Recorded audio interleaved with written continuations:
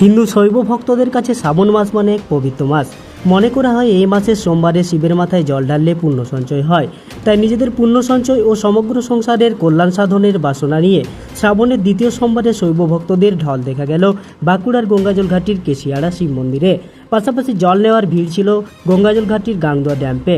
গাংদুয়া থেকে জল নিয়ে বাঁককাঁধে কেউ চলেছে কেশিয়াড়া শিব মন্দিরে, কেউ বা বেসুরিয়া, আবার কেউ করো পাহাড়ে। এভাবে শ্রাবণ মাসের সোমবারে শিবের মাথায় জল ঢালার মাধ্যমে নিজেদের অন্তরে তৃপ্তি খুঁজে পান শিব ভক্তরা।